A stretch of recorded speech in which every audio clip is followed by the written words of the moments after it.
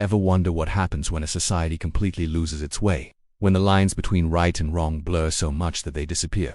The Bible has a story for that, and let me tell you, it's one of the most shocking and disturbing tales in the entire text. It's found in the book of Judges, and it's about a city called Gibeah. This story isn't just ancient history. It's a powerful warning about what happens when people decide to do whatever seems right in their own eyes. The story starts with a man, a Levite, and his concubine. They're traveling through the territory of the tribe of Benjamin and need a place to stay for the night. They arrive in the town of Gibeah, but no one offers them hospitality. In ancient culture, this was a huge red flag. Hospitality was a sacred duty, a cornerstone of society. To refuse a traveler's shelter was a sign that something was deeply wrong with the community. Finally, an old man from another region takes them in. But that night, things take a terrifying turn. A mob of wicked men from the city surrounds the house, demanding that the old man send out the Levites so they can assault him. It's a chilling echo of the story of Sodom and Gomorrah. The host, in a desperate and morally bankrupt attempt to protect his guest, offers his own virgin daughter and the Levite's concubine to the mob instead. It's a horrifying moment that shows just how far the moral compass of the society had shattered. There was no respect for human dignity, no sense of justice.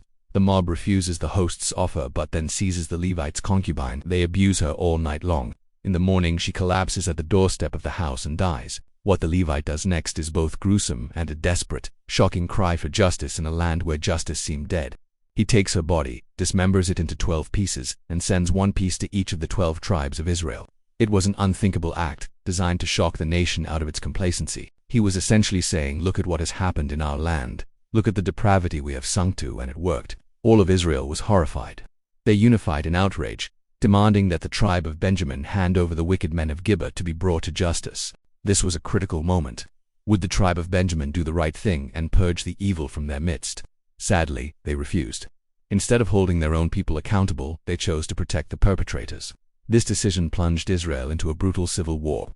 The other 11 tribes gathered their armies to fight against Benjamin. The battles were devastating. In the first two, the Israelites suffered heavy losses, even though they believed they were on the side of justice. They had to humble themselves and seek divine guidance before they were finally able to defeat the Benjamites. The war was so destructive that the tribe of Benjamin was nearly wiped out. The city of Gibeah was utterly destroyed, a symbol of the catastrophic consequences of unchecked sin and a failure of leadership. So, why is this dark, disturbing story in the Bible? It's a powerful cautionary tale. The book of Judges repeatedly states, in those days Israel had no king. Everyone did as they saw fit. The story of Gibeah is the ultimate, horrifying illustration of that reality. When a society abandons its moral foundation, when there's no righteous leadership to uphold justice, and when people prioritize tribal loyalty over what is right, the result is chaos, violence, and self-destruction. The failure was multi-layered. First, the moral decay of the people of Gibeah. Their actions were a complete rejection of decency and humanity. Second, the failure of the tribe of Benjamin to police their own tribe members. Their refusal to hand over the guilty men escalated a local crime into a national catastrophe. And third, the initial failures of the larger Israelite community, which had allowed such corruption to fester in the first place. The entire society was sick. The Levite's own actions are also morally complex. While his goal was to expose the crime, his treatment of his concubine, both in life and in death, shows a shocking lack of compassion and highlights the widespread devaluation of human life during that period. He used her as a means to an end, a tragic figure in a story full of them. This narrative serves as a stark warning against moral relativism, the idea that right and wrong are subjective. When a community decides there are no absolute standards, when doing what is right in your own eyes becomes the norm, the inevitable result is the strong preying on the weak, and society collapses into violence. It underscores the absolute necessity for righteous, just leadership that holds people accountable and upholds a common moral standard.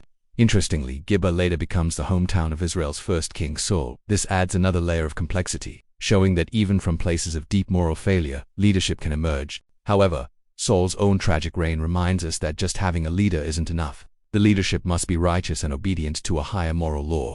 The story of Gibeah forces us to look at the dark side of human nature and the fragility of civilization. It's a reminder that justice, morality, and righteous leadership are not optional extras for a healthy society. They are the very foundation. Without them, we risk becoming like Gibeah, a place of horror and self-destruction.